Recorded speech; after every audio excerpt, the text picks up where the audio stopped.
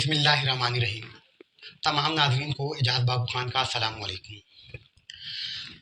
Urdu lecture کے interview کی تیاری کرنے والے تمام احباب کے لیے آج یہ ویڈیو اب لے کر آپ کے سامنے حاضر ہوئے ہیں۔ آج کی ویڈیو کا عنوان ہے اردو غزل کی تاریخ، ابتدا، ارتقاء اور زاویے۔ اردو میں لیکچر کے انٹرویو کے لیے بعض اوقات ڈیمو بھی کروایا جاتا ہے اور اس میں مختلف اصناف کی تاریخ کے حوالے سے بھی پوچھا جاتا ہے۔ تو اس سلسلے میں یہ ویڈیو آپ کے لیے بہت مفید ثابت ہو سکتی ہے کہ اس مختصر سی ویڈیو سے اردو غزل کی مکمل تاریخ آپ کے سامنے آ جائے گی۔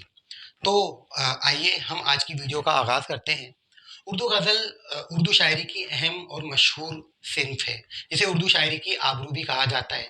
اردو بنیادی طور پر عشق و محبت کی شاعری کو کہا جاتا ہے، جس میں عشق و محبت، حسن و شباب کی باتیں بیان کی جاتی ہیں، لیکن وقت کے ساتھ ساتھ اس میں سیاسی، سماجی اور معاشرتی موضوعات بھی شامل ہو گئے ہیں۔ اس کے علاوہ اخلاق و تصوف کے مضامین بھی غزل میں برتے جاتے ہیں۔ غزل ایک بحر میں ہوتی ہے۔ غزل کا پہلا شعر، جس کے دونوں مصروں میں قافیہ ردیف کی پابندی کی جاتی ہے، اسے مطلع کہا جاتا ہے۔ غزل کا آخری شعر، جس میں شاعر اپنا تخلص استعمال کرتا ہے، اسے مقطع کہا جاتا ہے۔ اسی طرح غزل کا ہر شعر ایک مکمل مفہوم رکھتا ہے۔ یہ غزل کی مکمل تعریف ہو گئی۔ غزل کی تاریخ کے حوالے سے محققین اور نقادوں نے مختلف آراء دی ہیں، لیکن جو تحقیق سے ہمیں اردو غزل کی تاریخ ملتی ہے، اس میں اردو غزل کے جو پہلے شاعر ہمیں نظر آتے ہیں وہ مسعود سعد سلمان ہیں۔ مسعود سعد سلمان کو اردو کا پہلا شاعر مانا جاتا ہے۔ یہ مسعود سعد سلمان کا کلام تو دستیاب نہیں ہے، لیکن امیر خسرو نے اپنے ایک دیوان میں یہ تحریر کیا ہے کہ مسعود سعد سلمان کے ان سے پہلے 3 دیوان تھے، جن میں ایک عربی، ایک فارسی اور ایک ہندوی زبان کا تھا۔ چونکہ اردو زبان ہی کو قدیم زمانے میں ہندوی زبان بھی قرار دیا جاتا تھا، اس لیے مسعود سعد سلمان کو آج کے محققین اور مورخین اردو کا پہلا شاعر قرار دیتے ہیں۔ اس کے بعد جو پہلے باقاعدہ شاعر ہمیں نظر آتے ہیں، جن کا کلام بھی دستیاب ہے، وہ خود امیر خسرو ہیں۔ امیر خسرو یوں تو بہت اہم شخصیت مانے جاتے ہیں، ایک اہم بزرگ کے طور پر بھی، اور موسیقی کے حوالے سے بھی ان کی کافی خدمات ہیں۔ امیر خسرو کے بعد چند صدیوں تک اردو غزل میں کوئی نمایاں شاعر ہمیں نظر نہیں آتا۔ اس کے بعد جو پہلے اہم شاعر نظر آتے ہیں وہ اردو کے پہلے صاحب دیوان شاعر قلی قطب شاہ ہیں۔ قلی قطب شاہ گولکنڈہ سلطنت کے بادشاہ بھی تھے، لیکن انہوں نے اردو میں پہلا اپنا دیوان مرتب کیا۔ قلی قطب شاہ کے بعد جو پہلے اہم اور نمایاں شاعر جنہوں نے اردو غزل کی تاریخ میں نمایاں تبدیلی پیدا کی، اردو غزل کو نئے آہنگ اور نئے مزاج سے روشناس کیا، وہ ولی دکنی ہیں۔ ولی دکنی کو اردو شاعری کا باوا آدم بھی کہا جاتا ہے۔ ولی دکنی قلی قطب شاہ سے پہلے اردو کے پہلے صاحب دیوان شاعر بھی مانے جاتے تھے، لیکن جدید تحقیق سے ثابت ہوا کہ قلی قطب شاہ اردو کے پہلے صاحب دیوان شاعر ہیں۔ ولی دکنی کو 1700 میں سعد اللہ گلشن نے مشورہ دیا کہ انہیں فارسی زبان و ادب سے بھی استفادہ کرنا چاہیے۔ یوں ولی دکنی نے اردو شاعری میں فارسی زبان اور روایت سے کو اس طور پر سمیٹا اور برتا کہ اردو شاعری ایک نئے مزاج سے ہم آہنگ ہو گئی، اور اردو شاعری میں کی ایک نئی روایت نے جنم دیا، جس کے آغاز کرنے والے، جس کے بانی ولی دکنی قرار دیے گئے۔ ولی دکنی اس اپنے زمانے کے مشہور ترین شاعر ہیں۔ ان کا کلام جب دہلی پہنچا تو دہلی کے شعراء کی آنکھیں کھلی کی کھلی رہ گئیں، اور انہوں نے اس شاعری میں وہ رنگ سخن محسوس کیا جس کو دیکھنے کو ان کی آنکھیں ترستی تھی۔ اسی زمانے میں جب ولی دکنی کا دیوان دہلی پہنچا تو ولی دکنی کی شاعری کا ایک پہلو اہام گوئی بھی تھا۔ اہام گوئی کی شاعری کو ہی دہلی کے شعراء نے شاعری کی اصل بنیاد سمجھتے ہوئے اہام گوئی میں شاعری شروع کر دی۔ اہام گوئی کے حوالے سے اس زمانے میں جو اہم شعراء ہمارے سامنے نظر آتے ہیں، ان میں خان آرزو کا نام قابل ذکر ہے۔ خان آرزو اپنے زمانے کے مستند اور اہم استاد شاعر مانے جاتے تھے۔ فارسی کے حوالے سے بھی ان کا بہت اہم کام ہے، اور لغت کے اعتبار سے بھی ان کا اہمیت کا حامل ہے ان کا نام۔ ان کے شاگرد شاہ مبارک آبرو پہلے شاعر ہیں جنہوں نے اہام گوئی کو بطور فن برتا۔ اہام گوئی کے حوالے سے اسی لیے انہیں اہام گوئی کا بانی بھی قرار دیا جاتا ہے۔ اس کے علاوہ شرف الدین مدمون، شاکر ناجی اور شاہ حاتم نے بھی اہام گوئی میں شاعری شروع۔ اہام گوئی کی شاعری جب بہت زیادہ ہو گئی تو شاعری کو صرف معمہ سمجھا جانے لگا، جس کے خلاف رد عمل کی آوازیں بھی بلند ہونا شروع ہوئیں۔ اسی زمانے میں مرزا مظہر جانے جانا کی سربراہی میں رد عمل کی تحریک کا آغاز ہوا۔ مرزا مظہر جانے جانا نے خود اور اپنے شاگردوں کے ذریعے اہام گوئی کی تحریک کا رد کیا اور رد عمل کی شاعری شروع کی۔ رد عمل کی شاعری کے طور پر مرزا مظہر جانے جانا کے علاوہ ان کے شاگرد انعام اللہ یقین کا نام قابل ذکر ہے۔ اس کے علاوہ شاہ حاتم نے بھی رد عمل کی تحریک زیر اثر اپنی قدیم اہام گوئی کی شاعری کو مسترد کیا اور تازہ گوئی کا دیوان مرتب کیا اور اس کا نام دیوان زادہ رکھا۔ تو شاہ حاتم رد عمل اور اہام گوئی دونوں ادوار یا تحریکوں سے وابستہ شاعر نظر آتے ہیں۔ اس کے بعد اردو شاعری کے کلاسیکی عہد کا آغاز ہوتا ہے۔ اس پورے عہد میں 3 ایسے اہم شعراء سامنے آئے جس نے اردو غزل کی روایت کو بام عروج پر پہنچا دیا۔ ان میں پہلے شاعر میر تقی میر ہیں، اس کے بعد مرزا رفیع سودا اور خواجہ میر درد۔ میر تقی میر خدائے سخن کہلاتے ہیں، جنہیں غزل کا بادشاہ اور غزل کا شہنشاہ بھی کہا جاتا ہے۔ میر تقی میر تک غزل جس طرح پہنچی، اس کے بعد میر نے اردو غزل کو ایک نئے مزاج سے روشناس کرایا۔ میر تقی میر نے اردو غزل میں تمام موضوعات کو اس طور پر اس مہارت سے برتا کہ آنے والے شعراء کے لیے کوئی موضوع بچا ہی نہیں، اور آنے والے شعراء کے لیے میر کے اثرات سے بچ نکلنا لگ بھگ ناممکن سا نظر آتا ہے۔ یہی وجہ ہے کہ میر تقی میر کو آج بھی سب سے بڑا اور اہم شاعر مانا جاتا ہے۔ اسی زمانے میں مرزا رفیع سودا بھی میر تقی میر کے ہم اثر شاعر تھے۔ مرزا رفیع سودا بنیادی طور پر قصیدے کے شاعر ہیں، لیکن انہوں نے غزل میں بھی قصیدے کی بلند آہنگ اور واضح لفظیات استعمال کی، جس کی وجہ سے رفیع سودا بھی اردو غزل میں ایک اہم شاعر کے طور پر نمایاں نظر آتے ہیں۔ اس کے علاوہ خواجہ میر درد نے اردو غزل کو ایک نئی روایت سے روشناس کرایا، اور وہ روایت اردو غزل میں تصوف کی شاعری تھی، اسی لیے خواجہ میر درد کو اردو میں تصوف کا امام بھی کہا جاتا ہے۔ اس کے علاوہ بھی چند شعراء تھے، لیکن میر تقی میر اور مرزا رفیع سودا اور خواجہ میر درد کے سامنے کسی بھی شاعر کا چراغ روشن نہ ہو سکا۔ وہ زمانہ ایسا زمانہ تھا جب دہلی پہ در پہ حملے ہونے کی وجہ سے دبستان دہلی سے وابستہ شعراء اور ادیبوں نے وہاں سے ہجرت کرنا شروع کر دی، اور ان میں سے اکثریت نے فیض آباد اور لکھنؤ کو اپنا مسکن بنایا، اور یوں دبستان دہلی جب لوٹا تو دبستان لکھنؤ آباد ہوا۔ دبستان لکھنؤ کے آغاز میں جو اہم شاعر ہمیں غزل کے حوالے سے نظر آتے ہیں وہ انشاء اللہ خان انشا، قلندر بخش جرت اور غلام حمدانی مصطفی کے نام قابل ذکر ہیں۔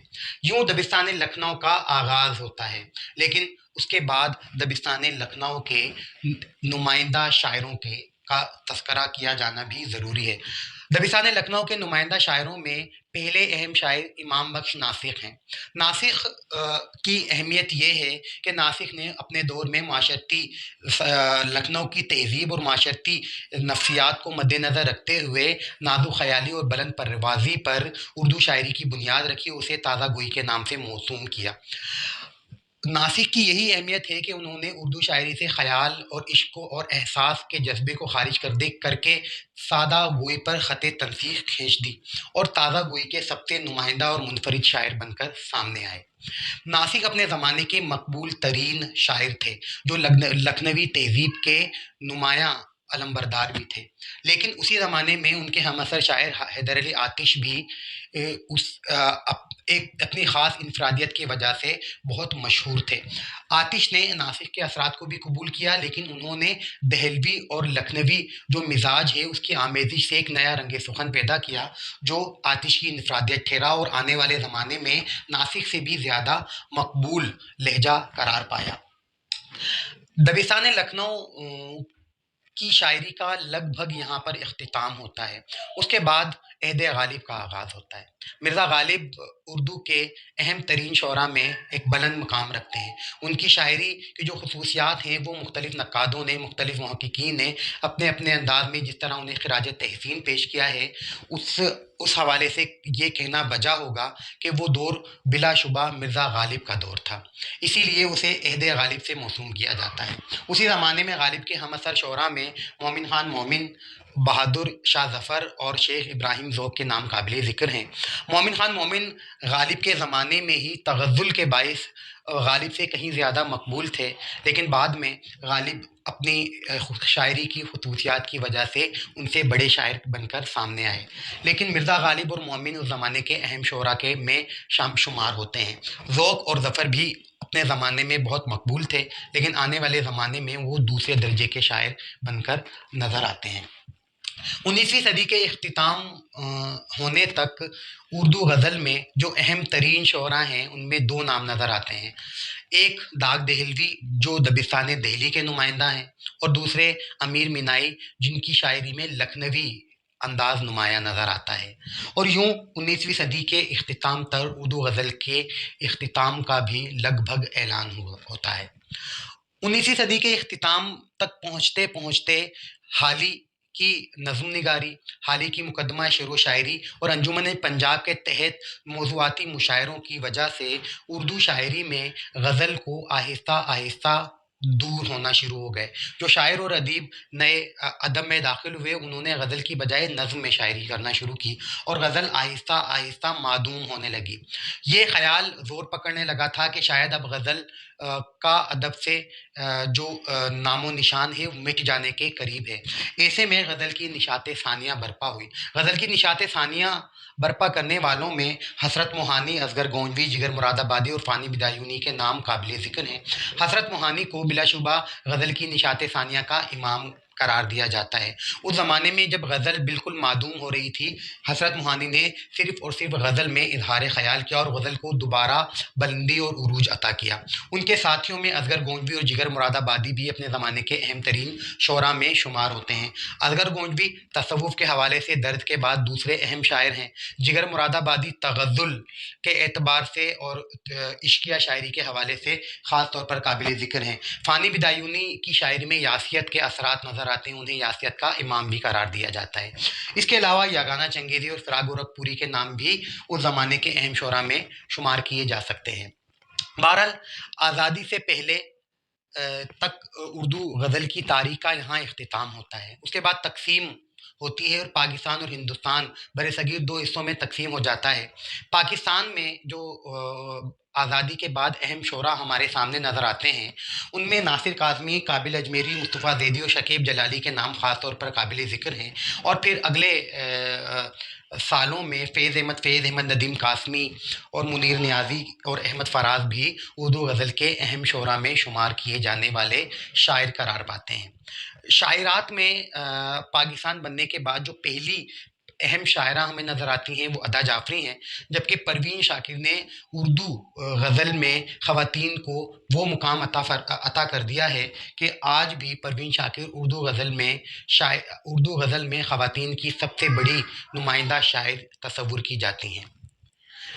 तमाम नाज़रीन जो आज इस वीडियो को देख रहे हैं, आपने देखा कि हमने मुख्तसरन उर्दू गज़ल की मुकम्मल तारीख़ आपके सामने पेश कर दी है।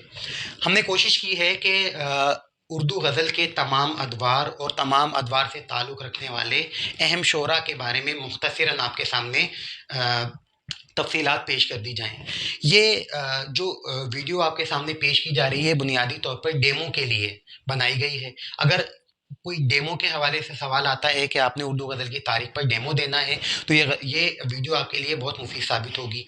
इसके अलावा इसमें शामिल जो मालूमात हैं, उससे आप उर्दू गज़ल की पूरी तारीख़ भी कलमबंद कर सकते हैं। आपसे दरख्वास्त है कि आप ये वीडियो लेक्चर सुनने के साथ साथ उसे लिख भी लें और उसके जो अहम नुकात हैं, अगर आप वो नोट कर लेते हैं, तो यूँ इस उर्दू गज़ल की तारीख़ को समझने और याद करने में आपके लिए आसानी हो जाएगी। उर्दू में लेक्चरर उर्दू के इंटरव्यू में ये निहायत मुफीद और अहम वीडियो आपके लिए बनाई गई है। मैं उम्मीद करता हूँ कि आपको ये वीडियो पसंद आई होगी। आइंदा भी इसी तरह दीगर जो अहम इसनाफ़ हैं उनकी मुकम्मल तारीख़ भी मुख्तसर ویڈیو کی صورت میں آپ کے سامنے پیش کی جائے گی، یقینی طور پر جس سے آپ کی تیاری میں معاون اور مددگار ثابت ہوں گی۔ میری آپ سے درخواست ہے کہ اس ویڈیو کو لائک کیجئے، شیئر کیجئے اور ہمارے چینل کو سبسکرائب کیجئے تاکہ آنے والی ویڈیوز سے بھی آپ باخبر رہ سکیں۔ میں امید کرتا ہوں کہ آپ اپنی رائے سے ضرور نوازیں گے۔ ہم آپ کی رائے کی روشنی میں اپنی آنے والی ویڈیوز کو اور مزید بہتر بنانے کی جدوجہد جاری رکھیں گے۔ انشاءاللہ بہت جلد ایک نئی ویڈیو کے ساتھ آپ کے سامنے حاضر ہوں گے۔ اس وقت تک کے لیے اللہ حافظ۔